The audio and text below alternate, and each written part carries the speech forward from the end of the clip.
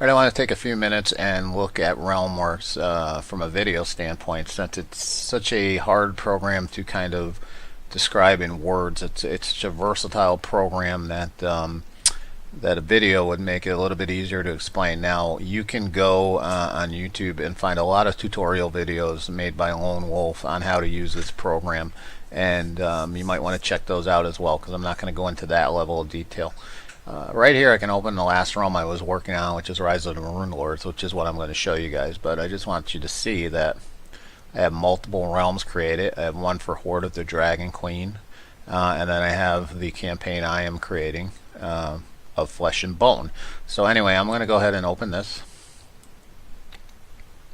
And as it's loading, let me just say that Realmworks is a very versatile program.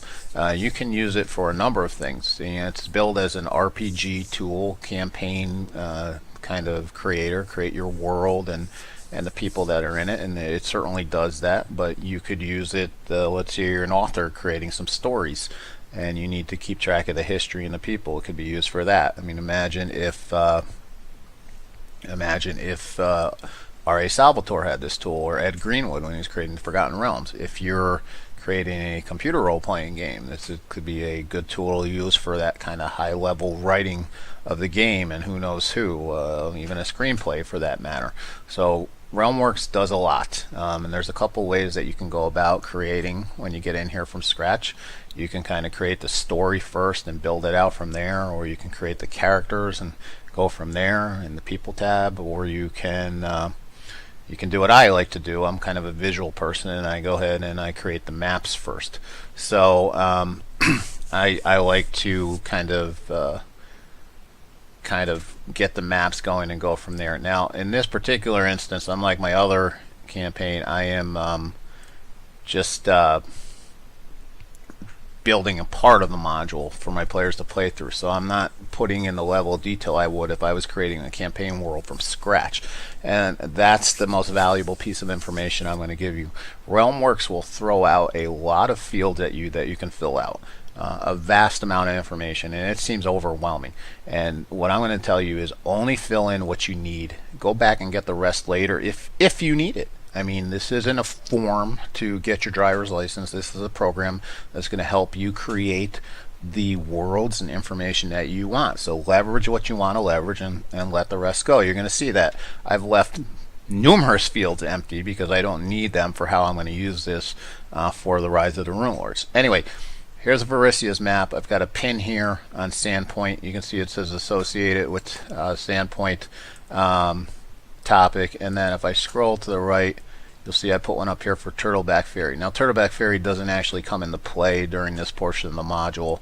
I just put it there. If I wanted one for Magnimar, I just right click, place pin here, and you can see this box is actually pretty small. So what is this? It's Magnimar. And I could then go in and fill out the description from any one of my source books here, and then I could put GM notes here, Magnimar. Part 2 of the module, I believe, is where it takes place. But anyway, point being, I can put whatever notes I want there, and bam, we got a simple tab, and you can roll over it, you can get that information, and then I could actually associate content with it if I wanted to. So let's say I wanted to create a place called Magnimar. I could go over to the Places tab, click the plus sign, and you can see we got these different things like adventure and area, town, city. Again, I don't get too tied up in this type of stuff. If you're going to lay it out, if I'm going to lay it out, in other words, a whole campaign setting, I might start with the planetary body and then move down to communities and locations, adventures. For this particular instance, I'm just going to go ahead and choose community. Click create. I haven't saved here. It always stops me and asks me to save, which is a good thing. So I get over here, and as you can see, and this is one of the smaller ones, this is just for a kind of an area. I've got a lot of fields I can fill out, and I could go ahead and click here, and what type of place is this? It's a large city. I could go ahead and do that if I wanted to, and then I could put in some notes here, and I could put in a summary about Magnimar. And again, you can reveal these things to the players as you go. put like, you know, Magnamar. Whoops. Magnamar is a rockin' town. And then, you know, later on I could go ahead and reveal that to the players in their player view. So, but I want to add a map right here is what I really want to do. Again, it's telling me to save. I'm glad it does that because I'm very bad about that. And I'm going to click here. And then somewhere in here, got a bunch of maps. I hopefully have one of Magnamar. I'm pretty sure I remember making one. Here we go. Open that up. And there is the city of Magnamar. And if I wanted to get so detailed, I could go in here and start to kind of place map pins for things like this is a big area in the city and so forth. I'm not going to do that. I'm actually going to pop back out. Now you'll notice you don't see Varisia or Sandpoint over here, and that's because I moved them to the World Almanac before. Not intentionally. I don't know why I did that. I mean, honestly can't remember, but it doesn't really matter. I'm going to go over here and bring back up the map of Varisia, and here's my Magnamar pin from before. I'm going to right click on it, associate content with pin, and I'm going to go ahead and pick Magnamar. Click OK, and now it's associated. So when I'm in here, if I need to jump to Magnamar, I can go ahead and click View Associated Content. You guys have already learned how bad I am about saving. Alright, so I'm going to go ahead and open up Sandpoint so I can get to the gist of what I want to do here. Or what I want to show you. So I'm going to jump back to Story View. And I've decided I'm in the process of putting in, my players are at the start of module or path 4 when the Stone Giants attack Sandpoint. They've come back and they're the conquering heroes, and there's going to be attack on the town. And I've started to put in all the events around Sandpoint with the attack, starting with the North Gate up here. So if I go ahead and roll over this pin, you'll see that it says the North Gate, what the topic is associated with, which is round 1, the North Gate Siege. And I could go ahead and right click on this, and I can reveal this pin. I can reveal the associated content. I could show the associated content in the player's view, etc. Right now I'm just going to go to View Associated Content. And again, I'm not in edit mode, but this is just some simple notes for me. This is the first encounter during the attack. 3 giants dressed in thick pelts are hurling Udrox at the gate. It's kind of a distraction for the players. Now you'll see Sandpoint is like hot linked in here. The program does a good job of finding things that you've got going and kind of creates these interwoven links within the program. But anyway, this is just some notes, and again, I could put a map here if I wanted to, or something of that sort. Down here is the stat block. I could put in other information. You can see I've left most of this out. I've used the additional details section to kind of tell me what happens in this section, but I could have put that pretty much anywhere. I could have left it up here and all in one spot. Now, one of the cool things is if you have Hero Lab, which I'm not going to go over Hero Lab today, but if you have Hero Lab and you have these kind of encounters set up, you can just bring them in. So I brought in this encounter, so if I go ahead and click to view it, you'll see that I've got the Stone Giants stat blocks here. Now really I only needed 1 of them, but bottom line is the portfolio has all 3 if I was to use the portfolio. And kind of if I want to open it up in Pathfinder. Now, you don't have to do that. You can type in the stat blocks, and if you're creating a Dungeons and Dragons adventure, get used to that because they don't have anything in PDF form.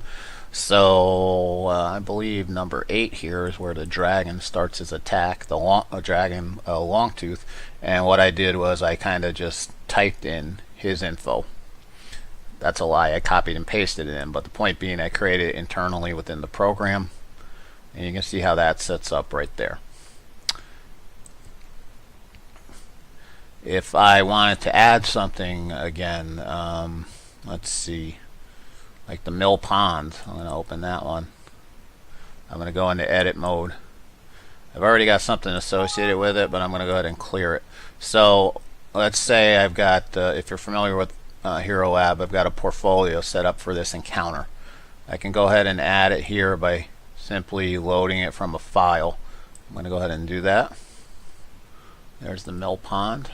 Click open. Bam, it's in there. And here you can see I've got the stat blocks for the stone giants and the kind of larger stone giant right there. So again, you can create things as you go. If I needed to add a person, let's say I wanted to get into detail about Sandpoint and I wanted to add a person, cast list, entity, individual. Again, these are kind of containers within containers. I'm going to go ahead and create an individual. You can see that this is a very large form, and this is kind of what I was talking about. So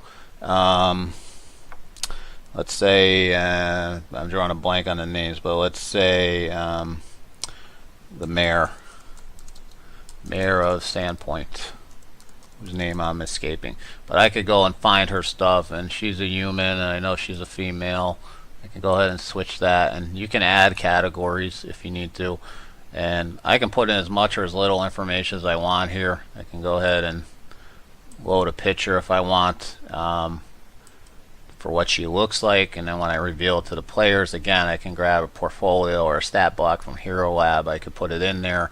I could put so she's the mayor of Sandpoint, human, adult. She's not a commoner. See if they have something in here that would be appropriate. I don't see anything that says mayor, so I could add one if I wanted to, but let's just say that she's a fighter, so I'll go ahead and add that. Get rid of that. She's a fighter, and I could put retired fighter, became mayor of Sandpoint 25 years ago. Real simple. Anything else I want to put there, character bio, etc. Like I said, there's a lot of information I can put in. I'll go ahead and hit save. You can see because it found Sandpoint, it wants to create a link. I can go ahead and do that, and bam, there you go. So really great program. Like I said, there's better videos online which can show you how to use this. I just kind of wanted to give you an idea from a instead of like this is every detail of how I use it, or with this instance and with my D&D campaign, I kind of put the stuff in here that I need to know, and it makes it easier for me to call the stuff up and kind of get an overall look as to what's going on. And I don't even use this. My players never see this right now because unfortunately we're playing online and they're all on Macs. So until that web interface comes out, I can't do anything about that. But Realmworks, it's a great program. I highly suggest you take a look at it. If you're a GM, a DM, or any of those other kind of alternate uses I told you about. So read the review, and I hope you enjoyed this, and we'll see you next time. Thanks.